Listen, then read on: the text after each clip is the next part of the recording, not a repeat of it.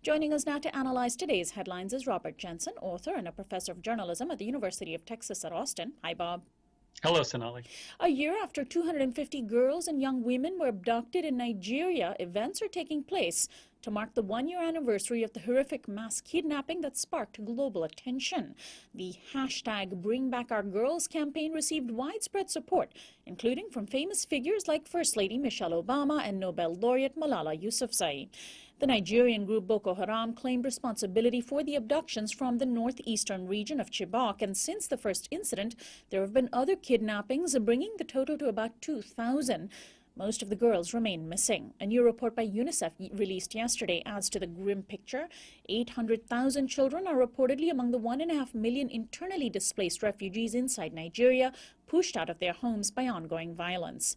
Bob, are people making enough connections between Boko Haram's violence and Western corporate culpability?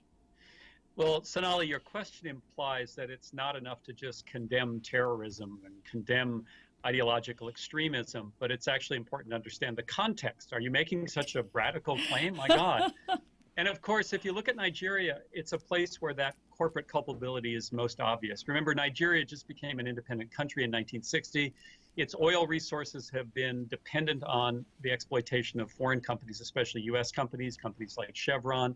And it was those companies that allowed Nigerian dictators to really run roughshod over the population. Where do groups like Boko Haram emerge from?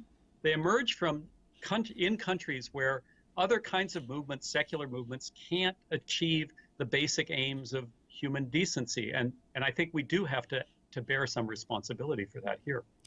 Nearly 8 years after employees of the private security contractor named Blackwater killed 17 unarmed Iraqis, a judge just sentenced 4 men to lengthy prison terms. Nicholas A. Slatton was sentenced to life in prison, and his 3 fellow Blackwater staffers were handed down 30-year sentences. The incident took place on September 16, 2007 in Nisour Square in the Iraqi capital of Baghdad at the height of the U.S. war. Among those who testified at the trial was Mohammad Hafed Abdul Razak Kinani, whose 9-year-old son Ali was among those killed. Kinani told the judge yesterday Blackwater had power like Saddam Hussein. The power comes from the United States. Blackwater, which has since been sold and renamed to Academy, received more than $1 billion in government contracts related to the war. Bob, how unusual is this verdict and sentencing, and is it even a small measure of justice for the injustices of that war? Well, it is unusual, and it is a small victory, and I would emphasize the small. I couldn't help but think of the My Lai massacre when this verdict came down. Remember that during the Vietnam War, the war crimes of the U.S. military were kind of everyday occurrences, and that came to a head with the My Lai massacre, and it was appropriate that the people who committed that massacre were charged, but we have to remember the larger picture. So instead of looking at only these 4 people in Blackwater, we might remember that Eric Prince, the founder of Blackwater, was complicit in this, and then we might remember that it was the U.S. government that hired Blackwater, and the U.S. invasion of Iraq itself was a crime against peace. U.S. troops committed war crimes on a routine basis. And so, yes, whenever people who commit violence like this are held accountable, it's a good thing, but only if we keep that larger picture in mind. And finally, about 24 protesters interrupted a lunchtime meeting of hundreds of hedge fund managers and investors in New York yesterday.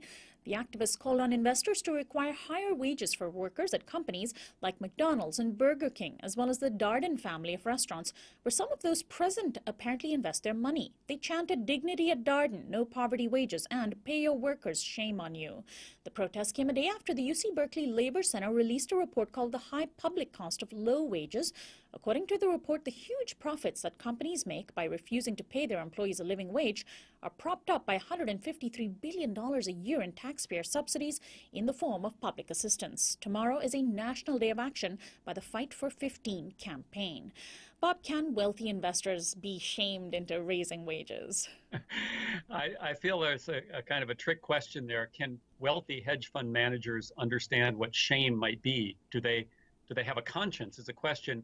And I'm not going to speculate on that. I'm not a theologian. But, it's really not the investors we care about. It's the public pressure that can be brought to bear on them. So the Restaurant Opportunity Center, which organizes this protest, is one of those really creative groups that's making these issues visible. But we have to remember that it's power, and power traditionally in this context has come through organized labor, that really is going to make the big changes. So it's good that these new tactics are highlighting these questions.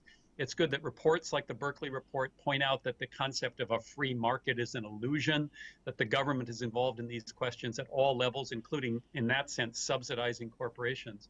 But in the end, it's a revitalized labor movement, I think, and a labor movement that moves forward, not just looks to the past. That's going to be so crucial. Bob Jensen, always a pleasure to have you on and have your analysis on this program. We'll talk to you again next week.